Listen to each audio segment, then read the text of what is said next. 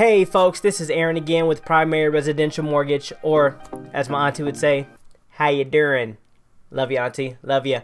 So the topic today is to cover the difference between pre-qualification and pre-approval. So let's start with the pre-qualification first. So when it comes to income, there are a couple of questions I usually ask, and I'll usually keep it simple. It's hourly or salary, how long have you worked there, do you receive overtime, things like that. Those are some of the questions that I ask. And then I get into your assets, okay?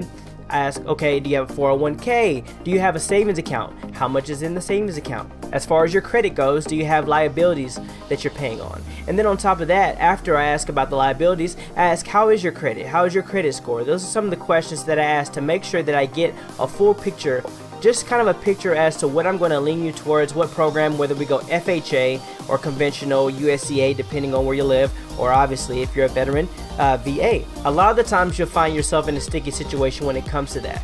The reason I call it sticky is because you think that you might have had a full pre-approval, but at that point really it's just verbal. A lot of times when people go online and apply for loans, while there are good ways to do it, because even I tell people to go online to apply for loans, they find themselves getting a message at the end that says, hey, you've been pre-qualified, which does make you feel happy and makes you feel like you have a chance to get a home, but it goes deeper than that. And that's when I get into the pre-approval.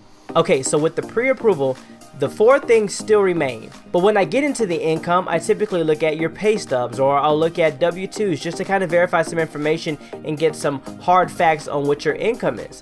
And then when we look at assets, I might ask for some type of statement, maybe bank statements, things like that, that'll give me more clarification on how your money looks in the bank. When it comes to credit, I will actually pull credit at that point because I want to see the full picture. I'm pretty credit savvy, so if you have any credit questions, just ask on that. But that's the other thing that I usually look through. We're going to pull your credit so we can take a look at it. People always worry about it dinging their credit, which I can get into details about how that looks once you start to pull your credit multiple times. Okay, so we can talk about that. That's more or less a phone conversation because every credit story is history.